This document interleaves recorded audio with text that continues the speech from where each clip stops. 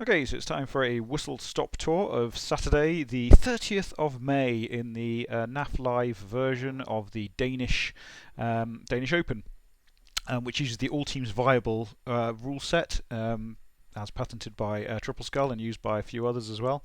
Basically, you have a load of tiers and you have gold bars to spend on stuff. And if you Google All Teams Viable and Blood Bowl, then you will be able to find full details of it. So I took, using All Teams Viable, I went with Dwarfs because I haven't used Dwarfs in one of these NAF tournaments yet, trundling my way through the races. And I went straight down the line, loads of guard, basically. And my first game was against Slann. So I've got, there's his Slann. So my dwarves, loads of guard, 2 block on the runners, and I got Boomer, who's quite good fun. So started off in the rain, and this half of Blood Bowl was pretty much the worst dice by an opponent almost ever seen, in terms of him failing to do anything at all. I didn't hurt very many of his troops, but he really did fail a lot. So it started off with just a few punches, nothing too bad. Get one player off the pitch, but just KO'd. And then picked up the ball in the rain, so that was all fine. And then he put a certain amount of pressure. So this was fun, actually. So I forgot this happened. Here's Boomer's first action, and here is a slann catcher who, as we know, has diving catch. So I took a risk of the Crocs intercepting, and I thought that was fine. It was just on a 6. Not likely to roll 6, and then not likely to throw it away afterwards. So if the Crocs caught it, then it'd be fairly likely to fumble. So that was quite good fun. I suppose I could have thrown it to the Crocs actually. With hindsight, that would have been better. But I chose to throw it there. But unfortunately, slann catchers have diving catch, which means they can catch the bomb, which he promptly did. Caught it, threw it back, but my Troll Slayer intercepted it and then threw it and missed, and it went to an empty square and then blew up, and no one hurt. So good fun with Boomer, but ineffectual, to be honest. So he blitzed with the Crocs, and then managed quite a few leaps through to put a certain amount of pressure on my next turn. I needed to sort of get it safe, and I didn't really manage to get it safe, to be honest. I got a few players around the ball, so he was able to get to the ball. So he leapt in the Garda and then had to leap over. So it's a 3+ leap, but he used up the. Did he use up a reroll earlier? Oh yeah, so he used up a reroll on the leap. So leaping over there, 1, 2, 3, 4, which meant that when he go for it, he didn't have the reroll for the go for it. And basically, once he'd failed to do that, that put me in a sort of super solid position. So I was able just to trundle up the pitch. Make a fortress in his half, basically, and play out the first half. I was feeling bad about playing Dwarfs at this stage, just because I was able to just camp, and he wasn't able to do anything at all, really. So everything failed. Skulls and boneheads, and he did.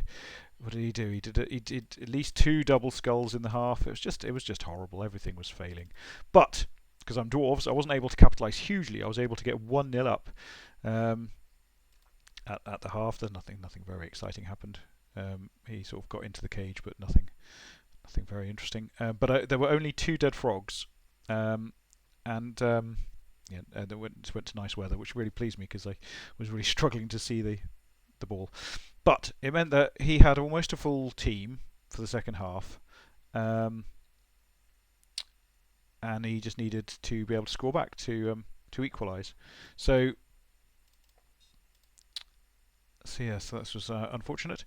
But yeah, he carried on failing stuff, and I knew that I didn't need to get the ball off him, so I was actually quite happy to sit back. So he ran backwards actually, and at this point I was thinking, right, I could just sit back. There's no need to sit back. But then I found myself throwing these dwarves forward, just in case something exciting happened. I thought I've got plenty of dwarves can stay back. It won't be the end of the world.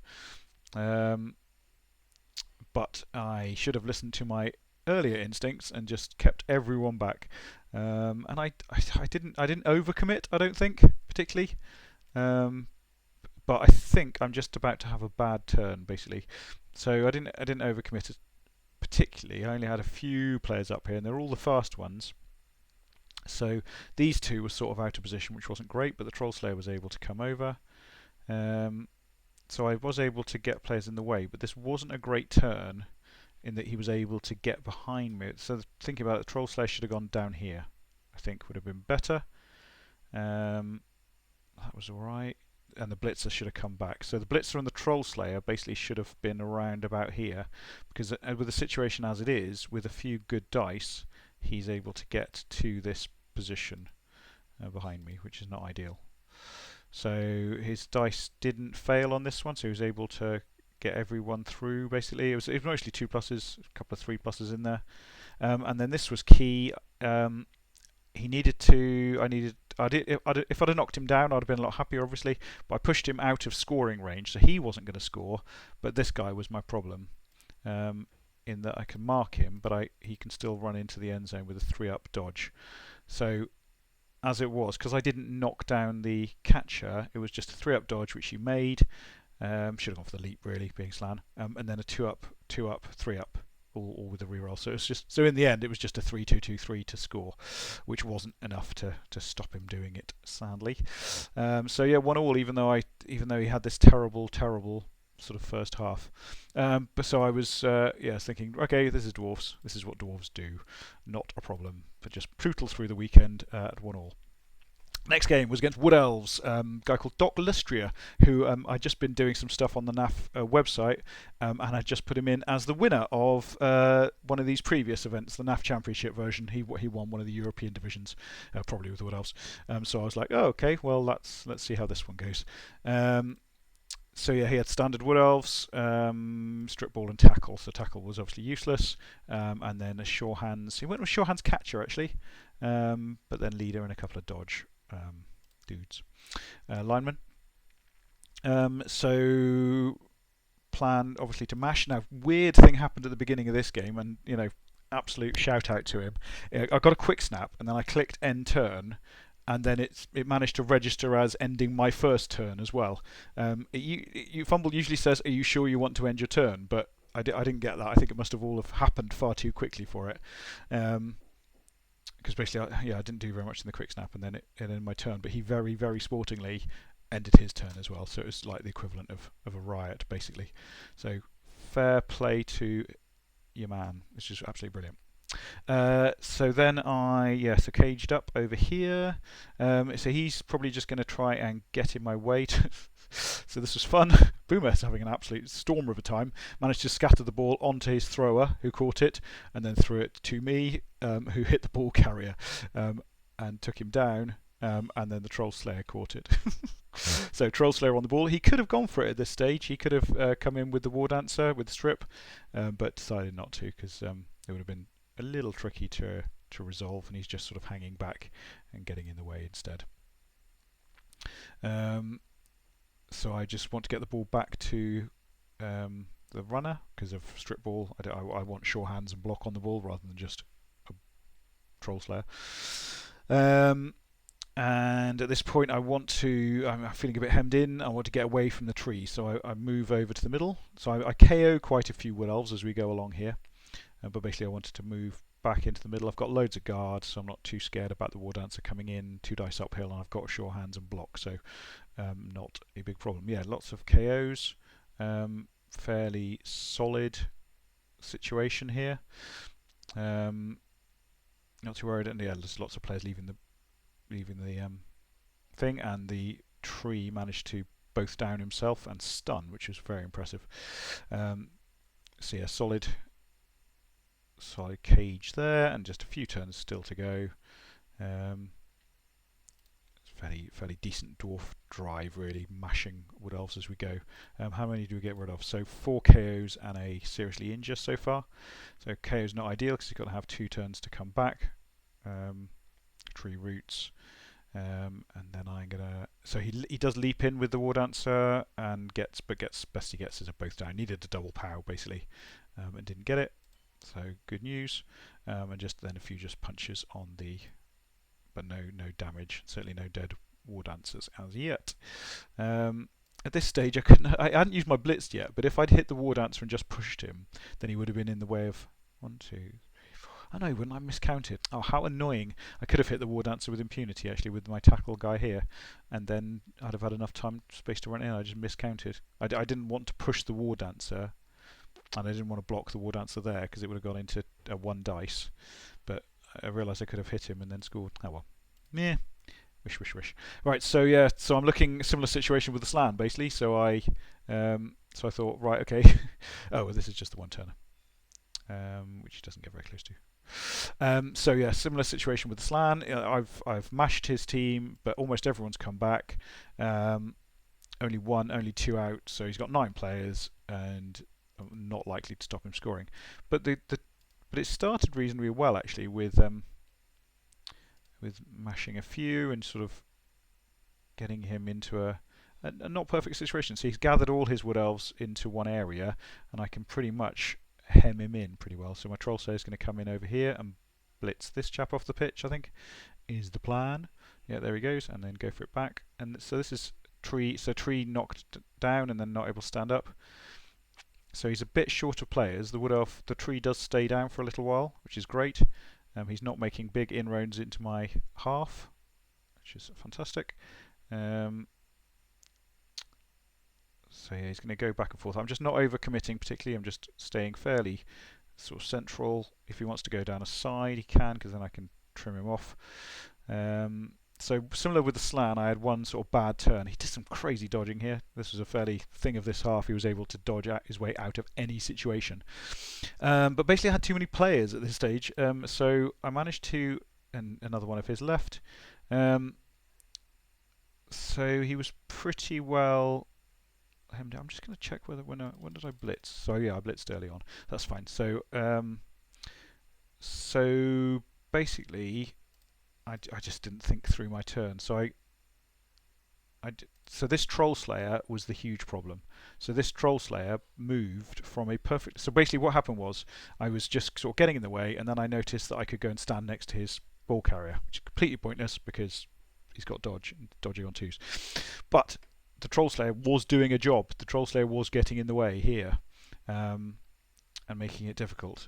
But he decided to leave his station and go and stand over here, which just left this huge, enormous gap in the middle for anyone to just wander through, which he promptly did. So yeah, it was 2 ups, but he made all of them. 3 stands up at this stage, which is really unhelpful, and then he just makes a loads of 3 ups and 2 ups. So at this point, he's going to score, unfortunately. So the question is, how many turns am I going to get to score back? So I'm trying to put some pressure on. So he's in no hurry to score. He's happy with a sort of 1-all, or maybe a cheeky blitz turnover type thing. So I'm going to go for it at this stage. So the blitzer's going to dodge in on a 4-up, 3-up, and then get 2 dice on the catcher. So yeah, makes it on the 4, makes it on the 3, and then pushes, sadly. So push.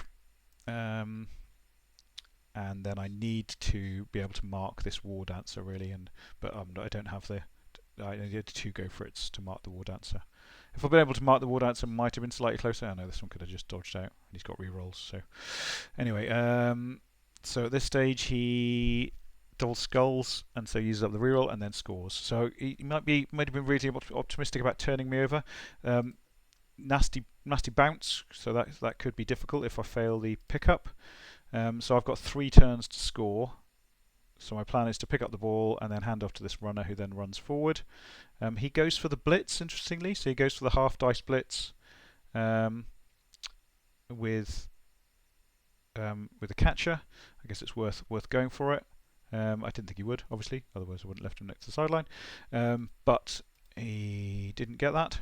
Which meant that I was able to go forward, except I didn't entirely think this one through. I sort of pushed the War Dancer towards this blocker in a hope of getting him down, but I don't think I needed him down. I think this blocker would have been more helpful as a corner of the cage, basically. He's a guard, and he wasn't a guarder, but he still would have been helpful as a corner of a cage. As it was, he hit the War Dancer, did knock him down, but then was just sort of in the way.